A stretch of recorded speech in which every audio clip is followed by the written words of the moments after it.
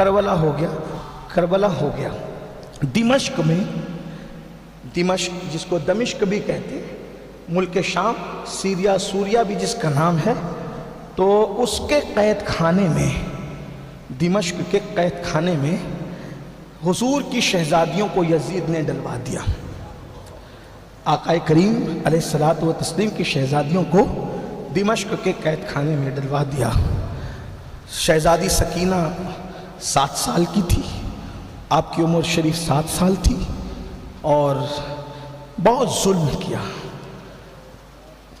کربلا کے واقعات سے زیادہ دل گداز اور تڑپا دینے والے واقعات کربلا کے بعد کے، کیونکہ جب سپورٹر سامنے کھڑے ہوں، اگرچہ مدد نہ بھی کریں لیکن سپورٹر سامنے کھڑے ہوں تو ہمت رہتی ہے۔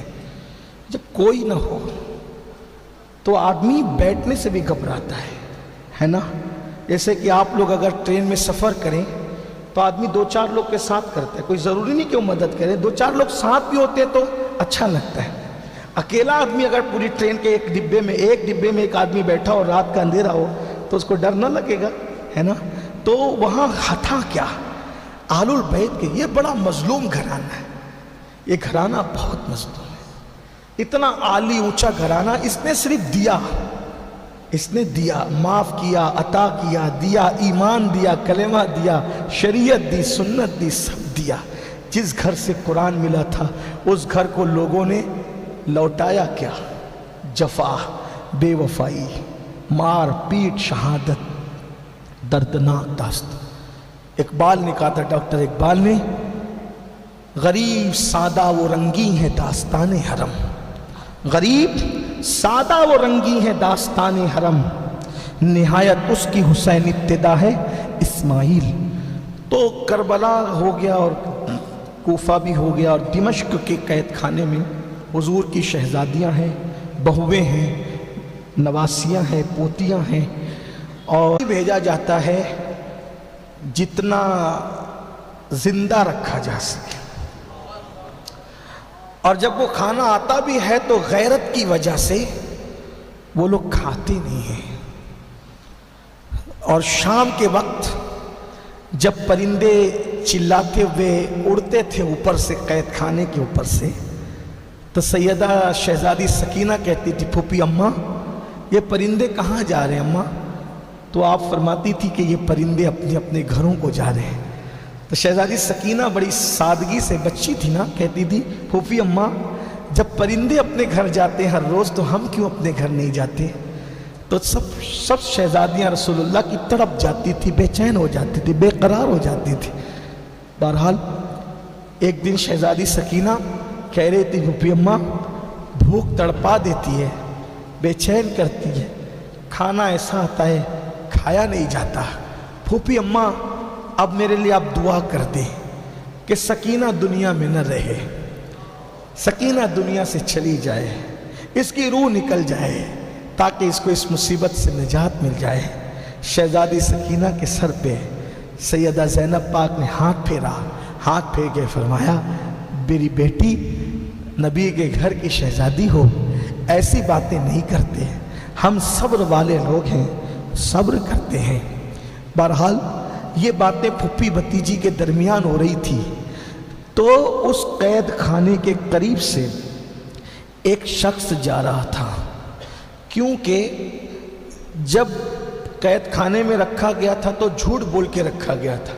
آپ جانتے ہیں کہ دمشق والوں کو کہا گیا تھا کہ کچھ لٹیرے تھے، ڈاکو تھے، جو راستہ پہ بیٹھ کر کے لوگوں کو قتل کرتے تھے اور لوٹ مار کرتے تھے، تو ہم نے ان کے سر کاٹ کے لائے اور ان کے بچوں کو اور عورتوں کو ہم نے قیدی بنا لیا ہے۔ تو اکثر لوگوں نے تو نہیں پہچانا، وہ ایک الگ داستان تاریخ میں موجود ہے، بے شمار اقوال ہیں۔ تو یہ باتیں پھپھی بھتیجی کے درمیان ہو رہی تھی، رو رہی تھی۔ تو ایسے میں ایک شخص جب وہ قید خانے قریب سے گزرا تو اس نے یہ آواز سنی، دردناک آواز، تڑپ گیا، اور تڑپنے کے بعد اپنی بیوی کے پاس گیا اور بیوی کے پاس جا کے کہتا ہے، دیکھو تم ہر جمعہ کو نیاز حسین، نظر حسین کرتی ہو، حسین کی نظر کرتی ہو، نیاز کرتی ہو، تو میں جب آج قید خانے کے قریب سے گزرا تو میں نے کسی چھوٹی دردناک داستان وہ ایک دوسرے سے بیان کر رہی تھی آپس کی، اور ایک بچی اپنی جو ہے وہ بڑی خاتون سے کہہ رہی تھی کہ پھوپھی امی دعا کرو کہ میں مر جاؤں، دنیا میں نہ رہوں، اب مجھ سے تکلیف صحیح نہیں جاتی، کھانا اتنا آتا ہے اور ایسا آتا ہے کہ کھایا نہیں جا کرتی ہو، حسین کے نام پر نذر دلاتی ہو، تو وہ نذر آج تم قید خانے میں لے کے چلے جاؤ اور ان قیدیوں کو کھلا دو۔ تو اس نے کہا بہت اچھا، میں نے تو دعائیں لینا ہے۔ تو وہ نذر اس نے تیار کیا، اس خاتون نے، اور نذر تیار کرنے کے بعد قید خانہ گئی۔ اس خاتون کا بیان ہے، کتابوں میں لکھا ہے، ہماری اہل سنت کی کتب میں ہے، لکھا ہے کہ جب وہ قید خانے میں داخل ہوئی تو کیا دیکھا کہ ایک جوان ہے جس کا پورا خون خشک ہو چکا ہے اور اس کے گلے میں توق ہے، ہاتھوں میں ہتھکڑیاں ہیں۔ یہ منظر دیکھ کر کے اس خاتون نے کہا کون ہے تم؟ تو اس نے منہ سے کہا، مجھ سے سر کے اشارے سے کہا، مجھ سے کچھ کہا نہیں جاتا، میں آپ سے کوئی بات نہیں کر سکتا اس وقت، مجھ سے کوئی کہا نہیں جاتا۔ جانتے ہو اے میری قوم کے جوانوں، وہ کون تھا جس کے ہاتھوں میں ہتھکڑیاں تھی، جس کے گلے میں توق تھا، جو بولنے کی بھی طاقت کھو چکا تھا؟ اسی کو دنیا سید سجاد، عابد بیمار، امام علی مقام کا اکلوتی نشانی سیدنا علی ابن حسین امام زین العابدین کے نام سے یاد کرتی ہے۔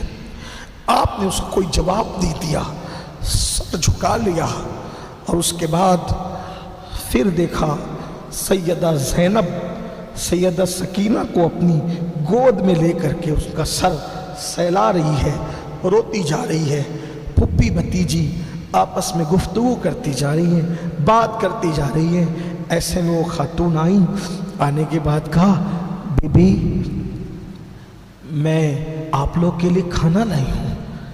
سیدہ پاک نے دیکھا اور دیکھ کر میں قید خانے میں تم ہمارے لیے کھانا لائی ہو، کون ہو تم؟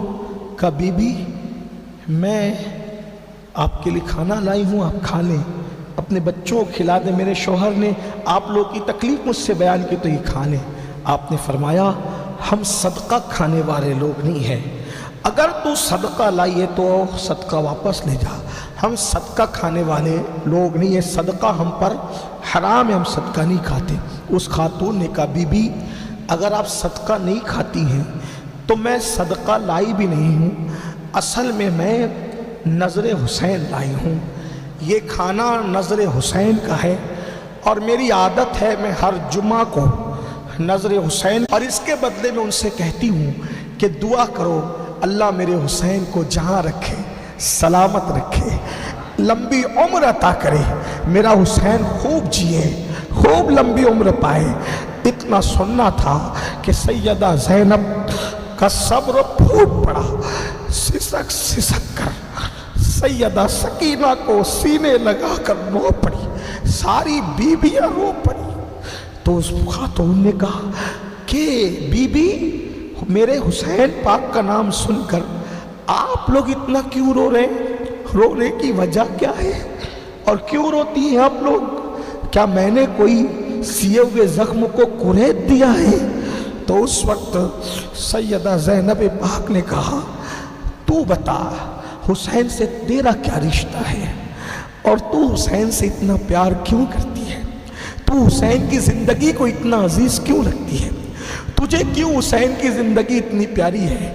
اس خاتون نے کہا بی بی اس شہزادے کا مجھ پہ احسان ہے، اور احسان اتنا بڑا ہے کہ آج جو میں جی رہی ہوں اسی حسین کا تصدق ہے، اس حسین کا صدقہ ہے، بس اس احسان کا بدلہ یہ ہے کہ میں ان سے محبت کرتی ہوں، نظر دلاتی ہوں۔ تو شہزادی سرکار زینب نے کہا کیا تجھ پہ احسان ہے حسین کا؟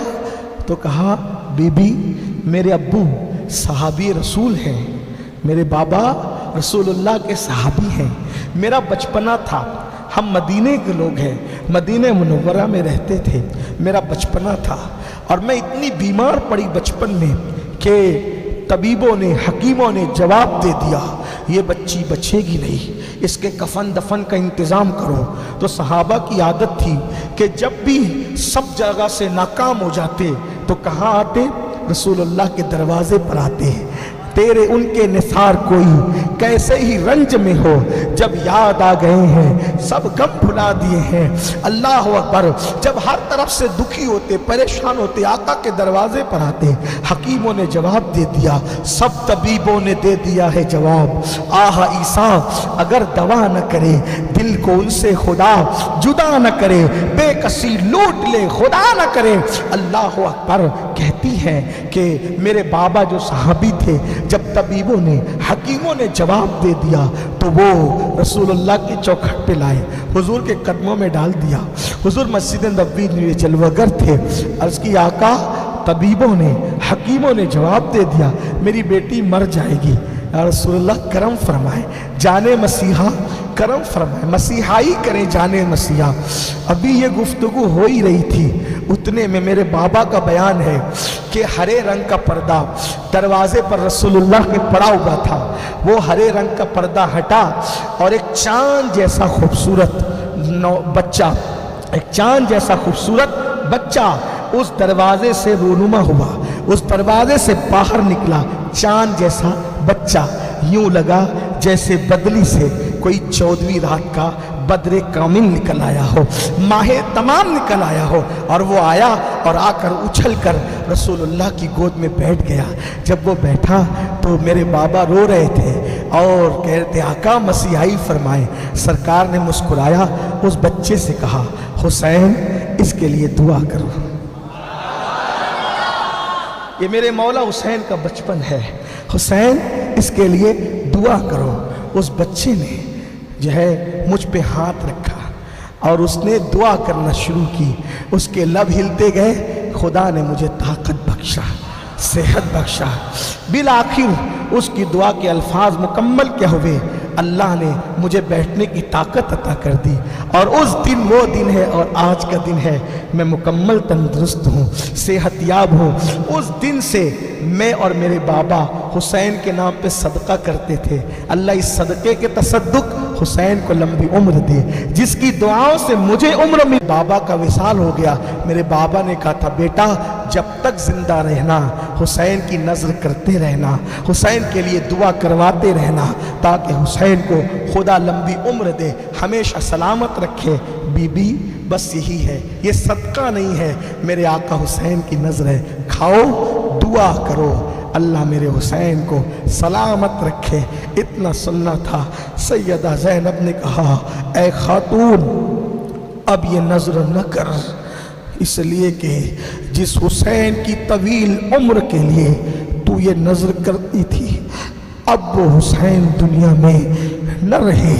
چیخ پڑی نہ رہے، کہاں یہ جو تو یتیم دیکھ رہی ہے یہ بچی کو، یہ حسین کی یتیم ہے، اس کا نام سکینہ ہے۔